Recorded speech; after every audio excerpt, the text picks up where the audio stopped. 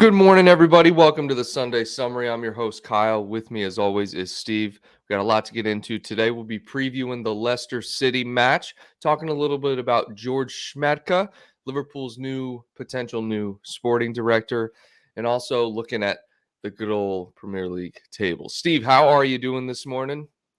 I'm feeling good. I'm Good. feeling good. It's been a while since we've played. It has seemed like the boys were in Barcelona, I saw, so they definitely got some time off. Of all places to go. Yeah, Why I know, Barca? right? Kind of like a slap in the face. We're here. We're back. Remember Yeah. us? By the way, happy Mother's Day to all the mothers out there. Enjoy your day. I know I'll be going over, spending a couple hours with my mom. Um, but yeah, thanks to all the mothers in the chat. So, Steve, let's Thanks to the talk about mothers in the chat. Yes, thank you. the mothers in the chat Thank and you. everywhere, really, but specifically in the chat. Thank you Thank you. for being a mother. Yeah, I know it's the hardest job in the world. Thank you for being a mother. Steve, let's take a quick look at the table here. Let's do it. It's getting spicy. It is, man. And yesterday, I think it was confirmed Southampton are now going down, which is kind of crazy to me, man. I mean, when you look at like all the teams that are kind of not doing well, this whole season has been crazy to me. Every team that's like battling, or with the exception of maybe one. Scroll down there. Let's take a look.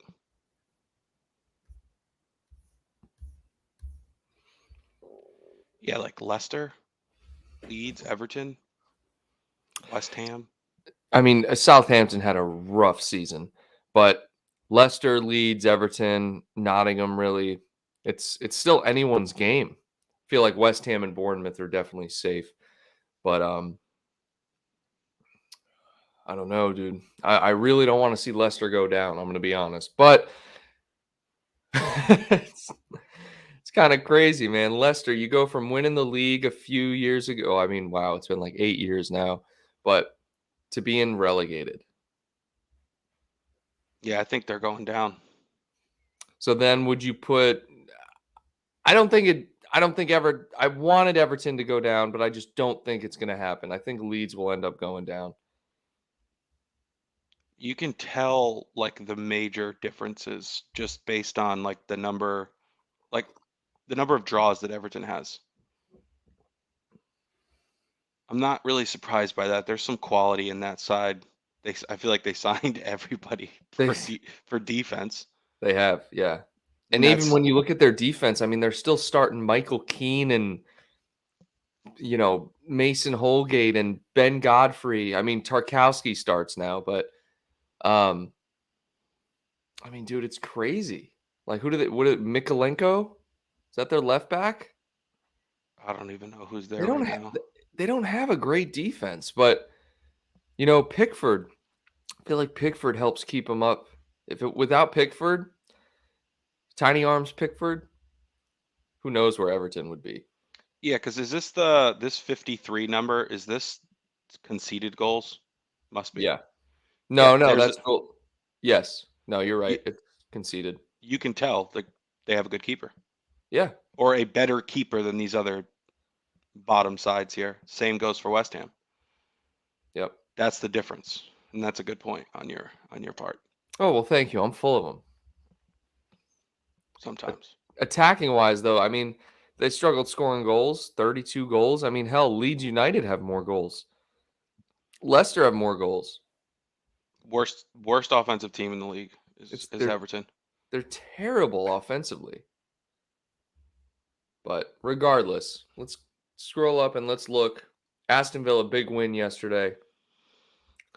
Still fighting for that European spot. I think Aston Villa might end up in the Conference League, which is huge for them. So Newcastle United jumped Man United. All right.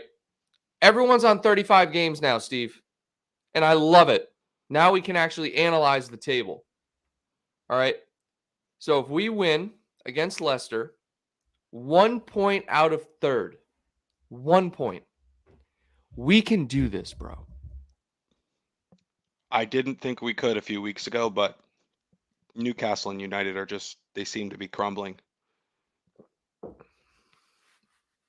like I've always said, it's a long, long season. You have to fight until the end. 38 matches.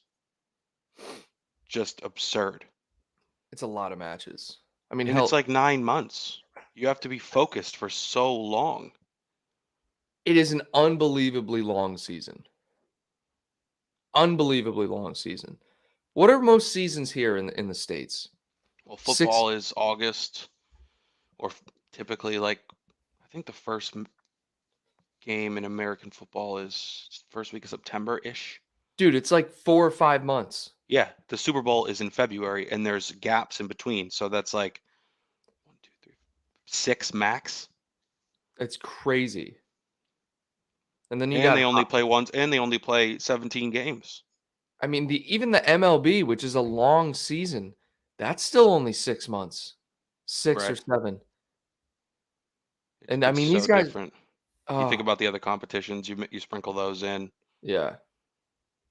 It just 9 goes to months. show you like what we did last year, played every match possible, is Yep. it's insane.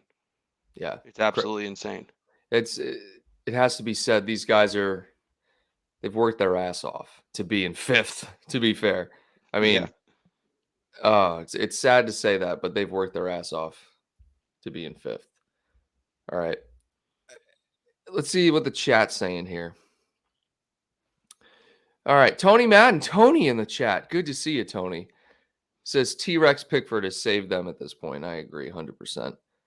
Tony says Newcastle have Brighton next. That should be a hard game. I really hope, because Brighton, who did Brighton just get rocked by? Brighton just got smacked by somebody. Everton. That's right. It was Everton. So I'm worried. A little bit worried, Steve, that Brighton or Newcastle will win. But I got to see who Man United have next.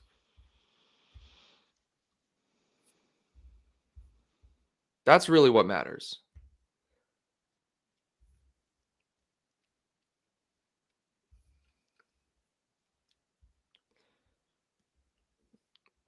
Oh, God. All right, they got Bournemouth, Chelsea, Fulham. What kind of schedule is that, bro?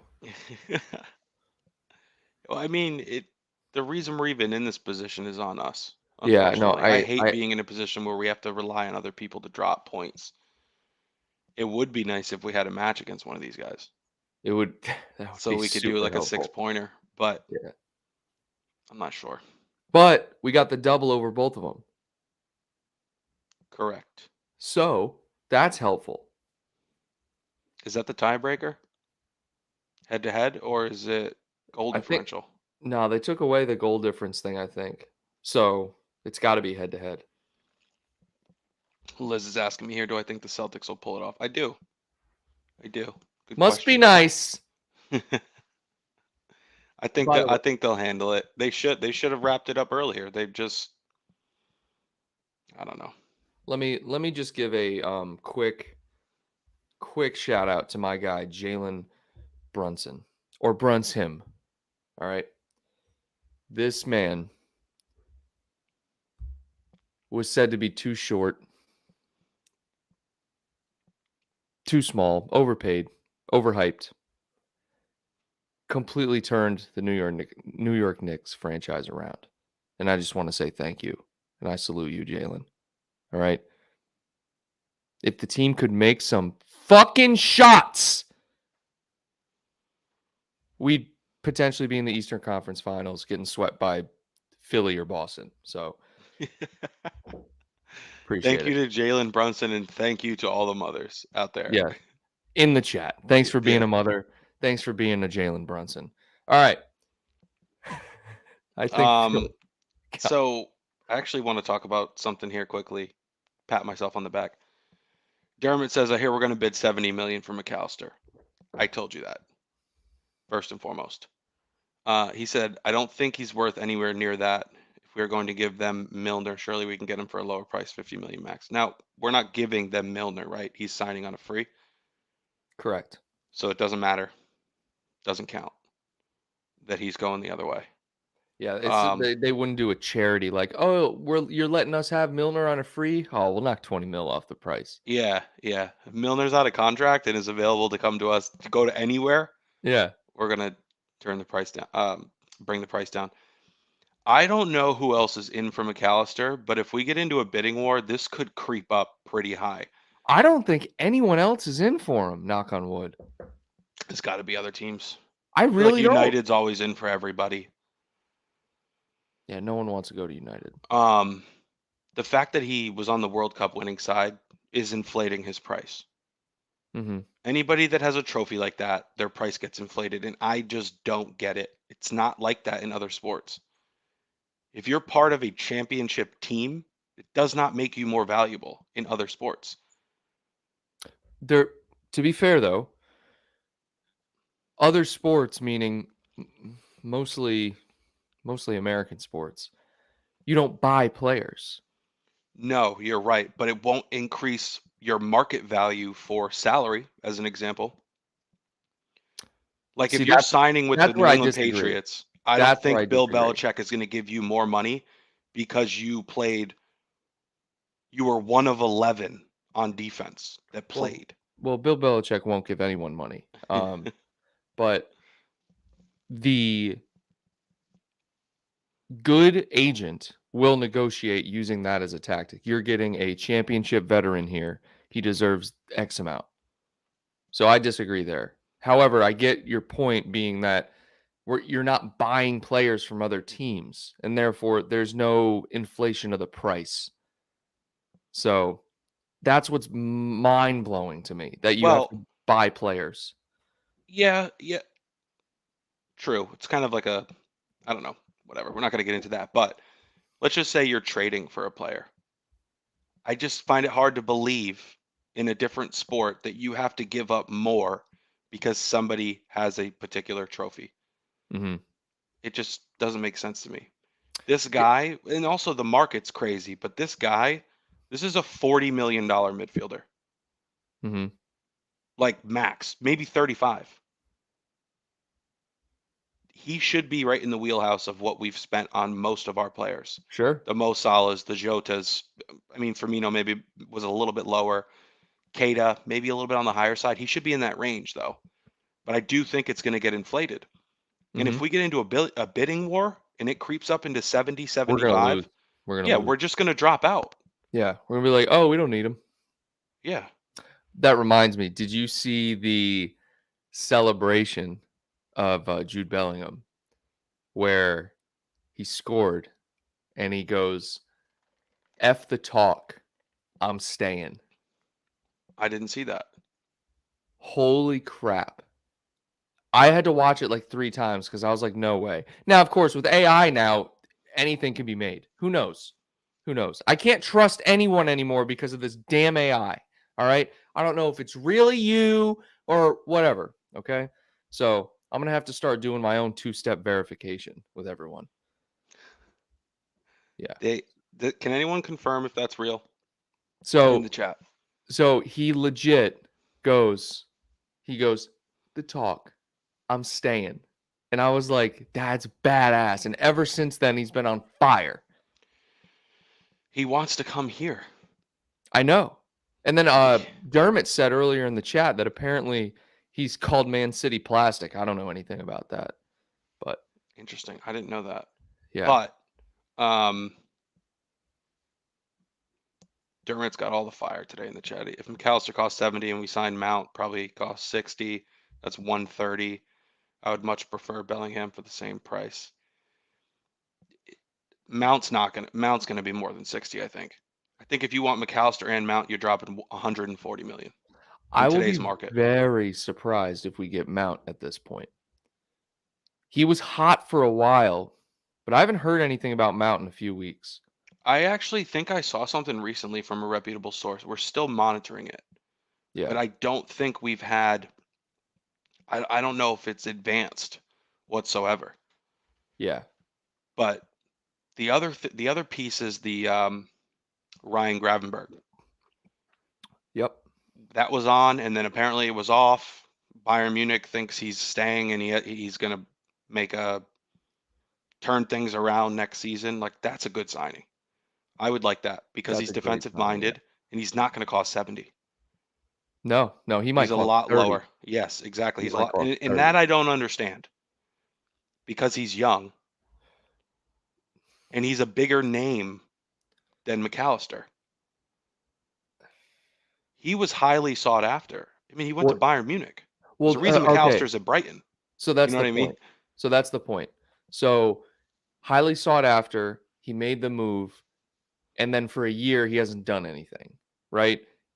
To be fair, he hasn't been given the playing time. So as a result, the hype isn't there anymore.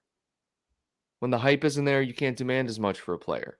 I'd be surprised if I would love to find out what he went to Bayern Munich for. Because it was probably not that much. Let me look this up. And this will lead us nicely into talking about Jorg Schmadtke. Smoking a pancake. All right. Here we go. Gravenbach. Mohammed Raja says, I think Mount is using Liverpool to get a better contract at Chelsea. I think he wants out. They've signed everybody. He's going to have to fight for game time there. So they've made so many signings. They're still signing people. They have delayed signings that are coming in next year. It's too much competition. He went to Bayern Munich from Ajax for 18.5 million euros. Which is about 25 million US dollars. So that's lower than I would have guessed. Right. And so that's my point. Like, I think his value is fair. All right. And another thing I want to hit you with, Steve. We got Bobby Firmino for 30 mil when we signed him from Hoffenheim. And his production was so much better. I think he had like 11 goals, 8 assists for Hoffenheim. I'm pulling that out of my ass, but I legit, it was something around there the year we signed him. Gravenbach has nothing. I mean, he might have a goal or two, but dude, he's got nothing. For his how many matches has he played? Are you looking that up? I am. I will say this. Shout out to Bobby Firmino. His production is higher than all these guys, even this season with the injuries. Yep. What a player. What a loss. I'll look it up, Steve. I got it. You've got to be the worst person at looking things up. I'm always looking things up. He has one goal. He has 1 goal, 1 assist in the DFB Pokal this season. No goals in anything else. So in 31 appearances, 1 goal, 1 assist. 22 matches played. He's only played 484 minutes in the Bundesliga this season. That's 5 games. I'm getting 468. Whatever. Either way, that's less than 5 full matches. They're not even. He's probably been left off the bench with these numbers for some matches. Yeah, no, it's not good, dude. So, I don't know. It's tough to judge a guy when he's not playing. And that's what Hannah said. Gravenbach has barely played. But that kind of leads me into looking at Jorg Schmadtke, right? This is the guy Liverpool are being linked with for a 3-year contract to see out Klopp's tenure at Liverpool as sporting director. Now, Schmadtke has been at Wolfsburg for a few seasons now. I think he's worked at a bunch of other German clubs. He's made some decent transfers, nothing huge. But I'm going to go to his manager profile on Transfermarkt and pull it up for you guys. You have to have a license to coach. He has a UEFA Pro license. I did not know yet. Had no idea you had to have a license to coach. Me neither. All right. So, Schmadtke. Average term as coach, 0.36 years. All right. So, yeah, you look at his career here. Guy's been in Germany pretty much the whole time. I don't know where Aachen is, but his latest tenure has been about 5 or 6 years with Wolfsburg. Now, I looked at some important signings for this guy, Steve, and he signed Maxence Lacroix, and that was like the only big name that I saw. I was like, oh, I know who that guy is. And back when he was managing for Hanover, or not managing, when he was sporting director for Hanover, he made some signings like Anthony Modeste, and that guy who used to play for Man United, Diouf. But that was just one article I read. He also sold Osimhen when he was either with Hanover or Cologne, and he got a lot of stick for that. He sold Victor 3.5 Osimhen. million. Yeah. So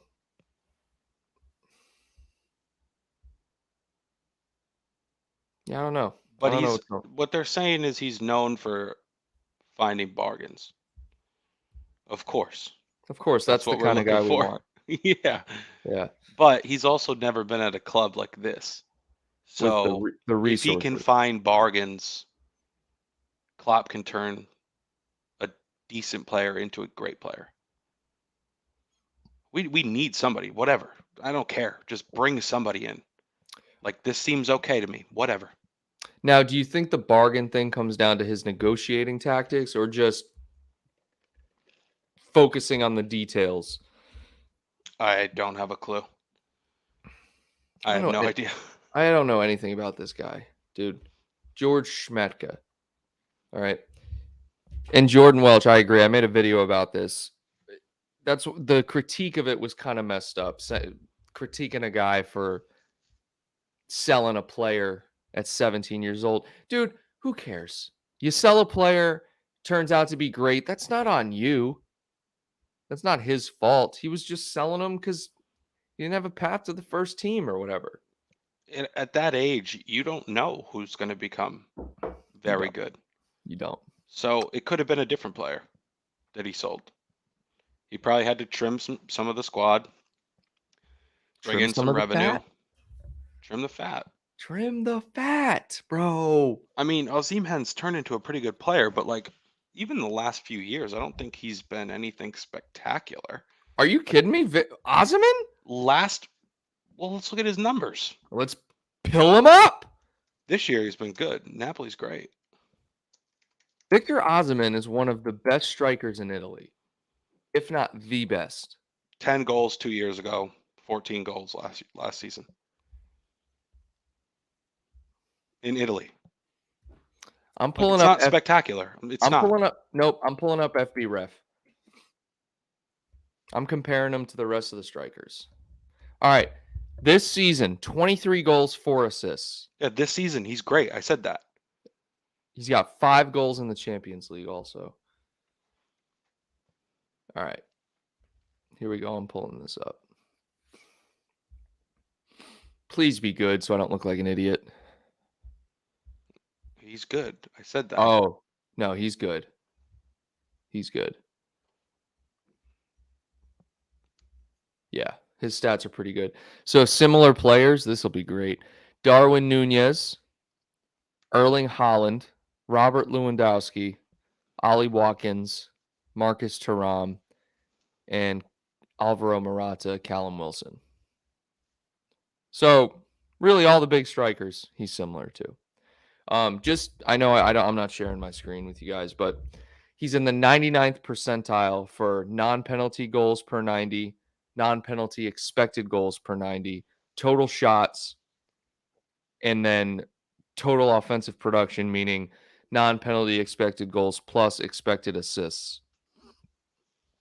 So, just so everyone knows. Thank God we know. Yeah, that's what I'm here for, Steve, because you didn't know, and now you do. I love to talk about Victor Osimhen on The Sunday summary. Well, you know what we It's my favorite topic. What we really like to talk about is Chelsea. That's our That's favorite right. topic. We do talk about Chelsea quite a bit. We talk about Chelsea's transfer business quite a bit, don't we? Oh, man. Now, I want to preview Leicester, Steve. Leicester City Football Club. 19th place in the Premier League. All the talent in the world. Absolute garbage. Don't get it. Never will. How do we avoid a terrible performance against them? Because they're fighting relegation. They obviously don't want to go down. I think they're going to park the bus. We just need to score 2. That's how we get through this match, is we score 2. And we're somewhat sound defensively. I think we could score more. Mm-hmm. But I think if we get 2, it should be a win. I'm scared of Jamie Vardy, dude. Terrified of Jamie Vardy. He's the counterattack god. If they get in behind, dude. Woo! By the way, what the hell happened to Patson Daka? Oh my God. That's a bad one. What the hell? Players come to this league and crumble. Where was he before? Germany? It's not Leipzig, Salzburg, right? Just one of the Red Bull clubs. Dude. What do you think is going to happen tomorrow? We're going to win, right? I think we're going to win. Yeah. I think we have too much on the line. And we're in too hot of form to let anything other than a win happen. In years past, when we've been up against this sort of pressure, which is actually every year, we're either fighting for a trophy or fighting for 4th place a couple years ago, we don't drop the ball. Knock on wood. I don't see why we won't win out. We should. Danny Ward. How about this? How about this guy right here? What did we get for him? 10 million? 12 million? Something like that. We fleeced them. Yeah, we did. Alex Smithies. What a name. Smithies. Daniel. Well, Ward isn't even starting for him now. It's been Iverson. Allen? Jeez. Allen and Daniel. I forgot Adrian was at this club still. Hey, just so everyone knows, Kaglar Sayuncu, he's freelancing it. He does not belong to any country right now. He got signed, I think. I think he's going to Atletico Madrid. Sayuncu? Yeah. Really? I think next season he's going to Atletico Madrid. That doesn't surprise me. I think I saw that. Well, Ryan Bertrand, Johnny Evans. Dude, if they go down, there is some serious talent to be rated in this club. If we could get Ricardo Pereira or Timothy Castagna,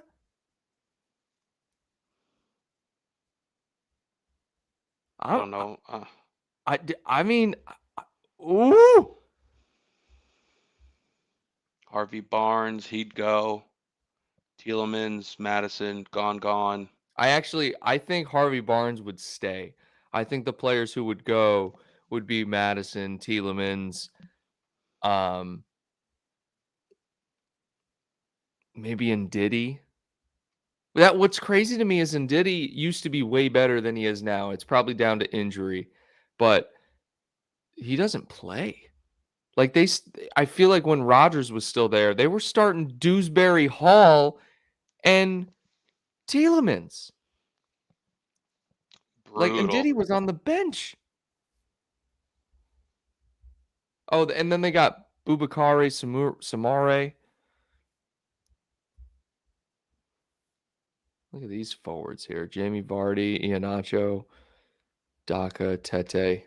Look, lineup-wise, they've got talent. But look at this is all I want everyone to focus on right here.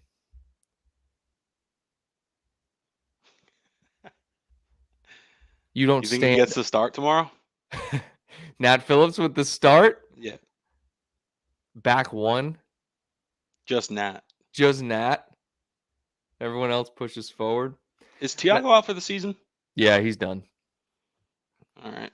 Thiago's out with that hip surgery. Let's go with the head-to-head stats here. We're obviously favorites. And then earlier this season, we didn't score against them. Luckily, we had Leicester scored 2 goals for us. That was clutch. That was amazing. Credit to Leicester. Same dude. Wout Vase or whatever his name is. About face. About face. God. You do score predictions these days or what? What's that? Are you doing score predictions these days? I don't do score predictions, man. It's just not worth it. I'm too superstitious. I'll do like a reverse jinx. I'll be like, we're gonna get smacked. We suck. I'm guessing 3-1. 3-1. I know Tony won't do score predictions, but Tony does say, God, I love having Tony on the Sunday summary. It's few and far between. Leicester are going to try and hit us early. That has been their approach recently. Run out of ideas quickly when that doesn't work. They have looked in the highlights. I've watched Leicester over the last few games, or 2 games, since Vardy has been back. And he adds a completely different element to their game when Jamie Vardy is in the team. Because now they have the freedom to play the ball over the top. Nobody else gets in behind like him. Even at 34, 35, however old he is, the man is so quick. It's unbelievable. I'd like to see a cage match with Jamie Vardy and James freaking Milner. Well, I know who'd win that. Well, we all do, but that would be good television right there. Yeah. All right. Oyvind says 3-0. Ross here says 2-1. Liz 1-4 Liverpool. Oh, that's right. It's at the King Power. It's at the King Power. I can't believe they're going to go down. They're going down. They're going down. The King Power is going to host championship matches next season. That is what's so incredible about this league, dude. It's just such an incredible league. Just ask Patson Daka how the league is. Oh, man. Remember we wanted him? Yeah, I mean, I You kind of wanted still him. want You him. really wanted him. Yeah. Look, all right, look. The thing that sucks about when we're linked with players, nobody watches the guys we're linked with. You watch Liverpool and you watch some of the Premier League teams, all right? Like, even if you're a diehard Liverpool fan, diehard Premier League fan, I can almost guarantee you 90% of your time you're watching the Premier League and not other leagues. So these other teams we're linked with, or these other players we're linked with, I only watch the highlights. And you see the highlights, you're like, damn, this guy's good. And you rely on the eye test. And so when I saw the eye test with Patson Daka, I was like, this guy's good. But then, like you said, you come to the Premier League eats you alive if you're not ready for it. And that's why it's so impressive what Cody Gakpo and Luis Diaz have done. Jordan Henderson on the LFC podcast yesterday or a couple days ago, he had said that he had been asked, he said, what player has impressed you the most in their ability to adapt to the Premier League? And he said Luis Diaz. I mean, it's not easy to take this league by storm or even just adapt. And those players have done it. And I'm going to give Darwin a shout for this too, because he's played 29 matches. He has 9 goals, 3 assists. And a lot of times when we see somebody struggle in the Premier League, it's not because, like, his struggles are on him. He hasn't brought his shooting boots half the season. But he's in great positions. Mm-hmm. He's adapted to the league. He just needs to work on his finishing. Right. We've said this before, if he finished even a third of the chances where we've put our head in our hands and said, geez, I cannot believe you missed that, he'd be at 15, 16 goals this season. 100%. And he's missed time with the suspension, injury here and there, knock, 29 goals, 9, like 29 matches, 12 goal contributions, 4 Premier League contributions, all those guys. But that because they're good signings and we have a good team and good development with Klopp. So, I mean, poor Pats and Daka he's probably lost. A lot of these guys, they just like can't get into the team. Yeah. They get in, they're rusty. They don't have any guidance. I think about this a lot. Think about when you guys start a new job and you get your training on like how things work.